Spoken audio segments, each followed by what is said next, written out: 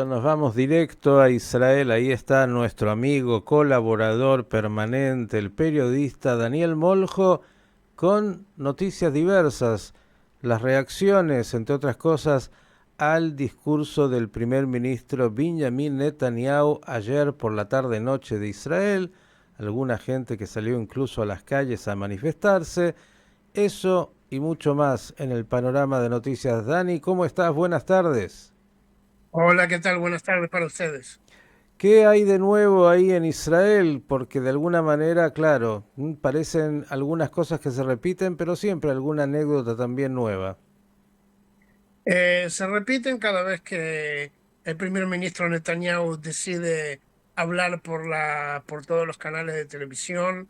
Por supuesto, lo hace en prime time a las 8:15, 8:30 de la noche, cortando la mitad de los noticieros de todos los canales, por supuesto.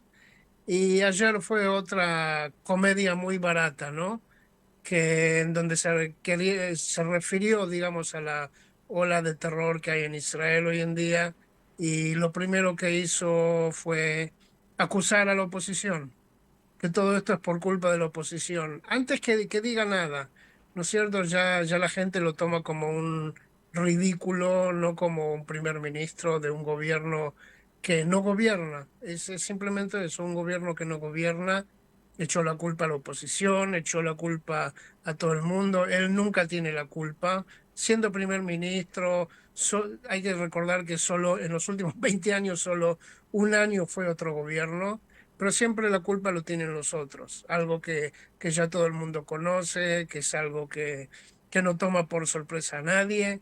Por otra parte, aseguró que va a devolver la seguridad al país. Ya nadie le cree nada.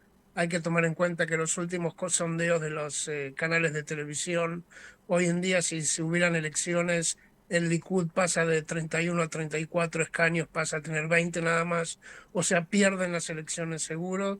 Pero en Israel, como en Israel, hay que esperar. Si hay elecciones, uno dice A y al otro día vuelve a votar por B. O sea, eso no hay que sorprender, pero la verdad es que cayó mucho. La mayoría de la gente del Likud, el 73% piensa que es un gobierno muy malo y que Netanyahu no puede seguir siendo primer ministro.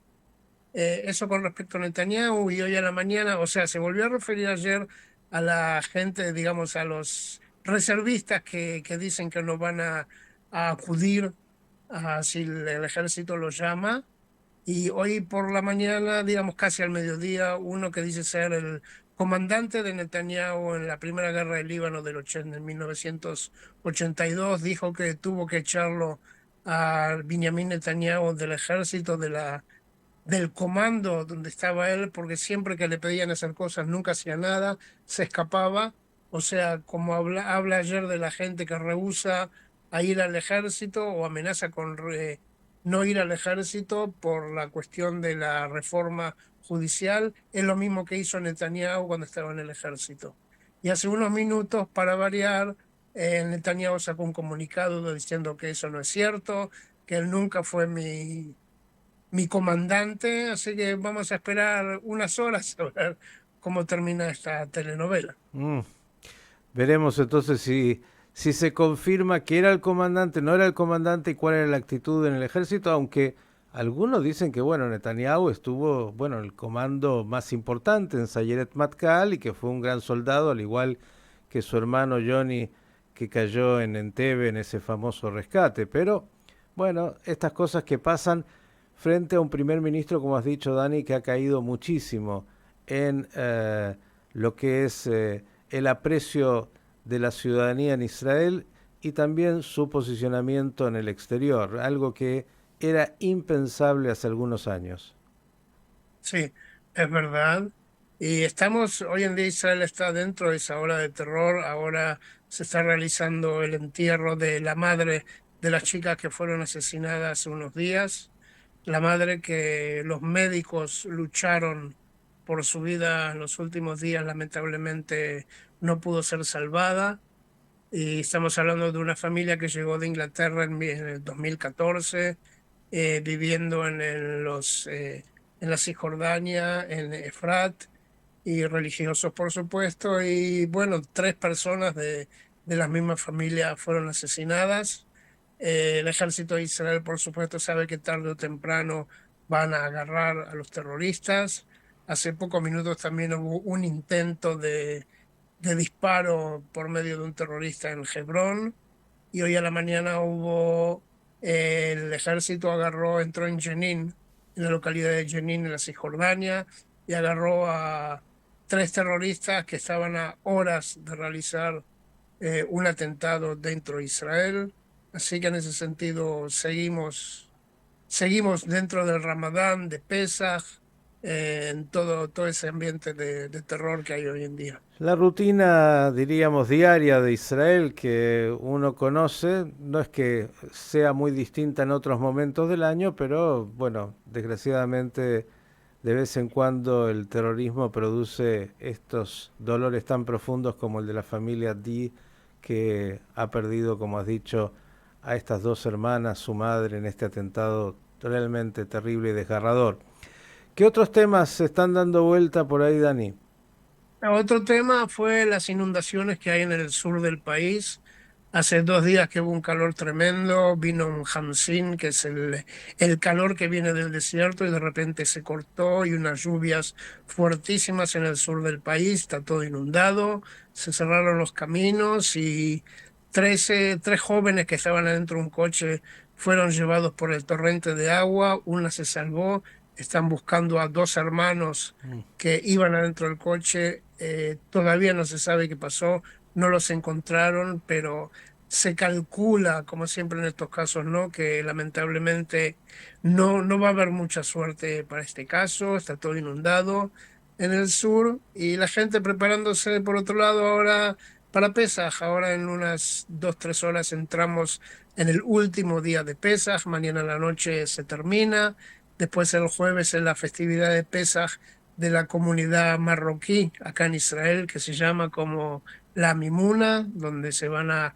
agrupar en las casas, se van a abrir las puertas de las casas para comer toda comida dulce.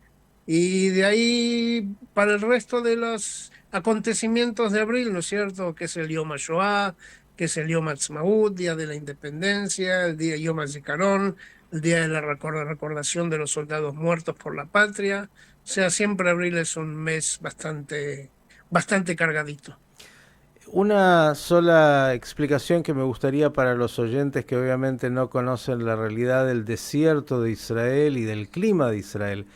Porque bueno, algunos dirán inundaciones, en Brasil también ahora hubo inundaciones muy duras, pero digo, en ese desierto es casi una habitualidad que cuando realmente se produce este fenómeno de lluvias intensas, la inundación es tan significativa que, bueno, se lleva por delante todo lo que esté ahí, ¿no?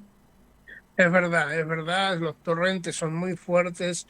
De repente, gente que va con los coches o viajando a la ciudad fronteriza del sur, de Eilat, de repente los agarra por sorpresa, una cosa así, y es muy peligroso. Siempre se dicen, tengan cuidado con las inundaciones, y siempre se cierran los caminos. O sea, hay mucha crítica por qué no cerraron el camino donde iban estos jóvenes ayer para que no los agarren las inundaciones, pero algo pasó. Pero sí, siempre cuando viene así, o sea, va de un extremo al otro, ¿no es cierto? Que de mucho calor, de repente se corta y unas lluvias tremendas y se inunda todo y muy fuerte los torrentes de agua. Hace unos años también un micro con chicos de la escuela secundaria, murieron 10 chicos por una cosa así, así que es cosa muy peligrosa. Sí, y que además es bastante incontrolable en términos de la rapidez del fenómeno.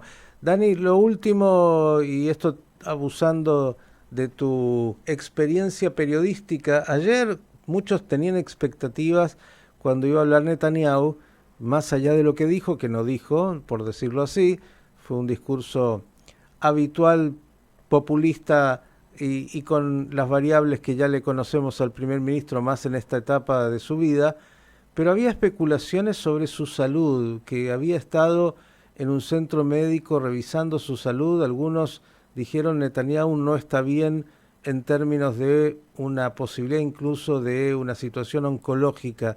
¿Hay información al respecto?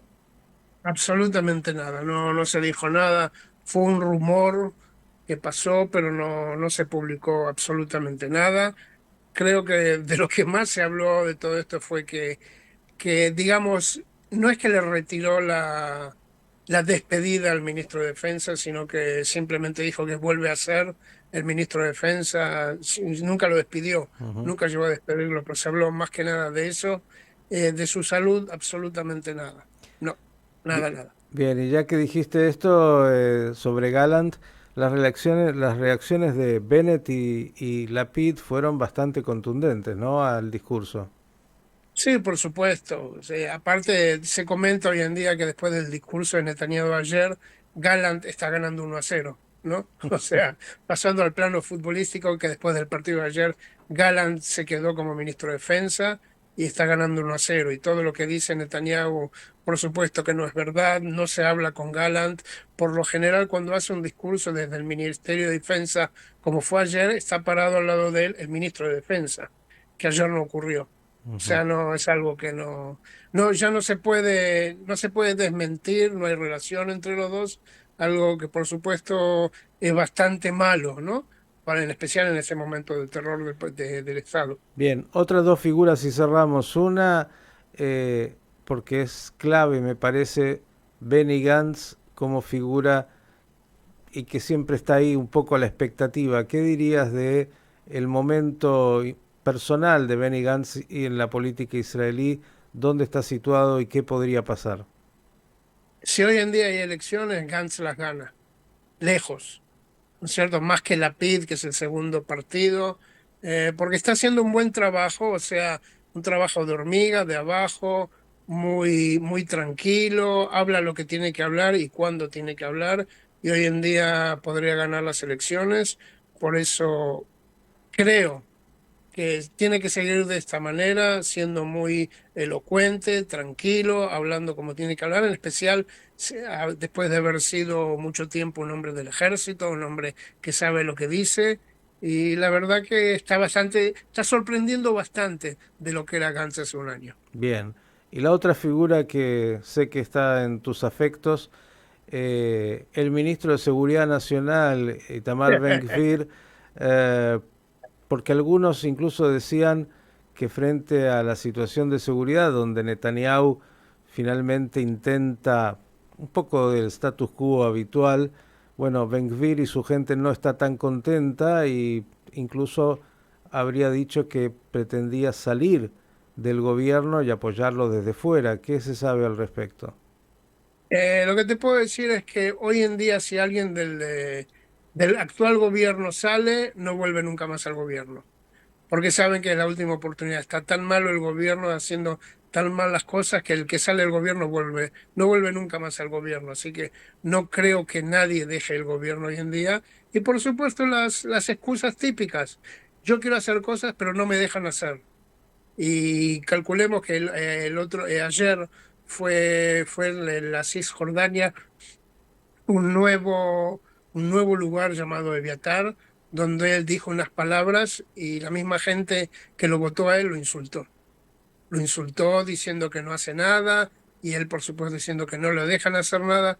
O sea, eso es como dicen, es un payaso de TikTok. ¿No es cierto? Que realmente cuando estás en la oposición es una cosa y cuando te toca gobernar no haces absolutamente nada porque no sabes hacer nada. No, no es para esas cosas. Dani, que el último día de Pesaj, que ya está entrando en Israel, pase en paz y ojalá con mejores noticias después, sacándonos un poco más de esa esclavitud y estrechez que vive el Estado de Israel desde dentro y con esa vecindad tan particular que les toca. Sí, es verdad. Esperemos que termine esta vez el Pesaj de una forma más positiva de cómo empezó. Un abrazo y Hag Sameach. Chag Sameach para toda la comunidad. Hasta la próxima. El periodista Daniel Moljo, un panorama claro de lo que acontece en Israel.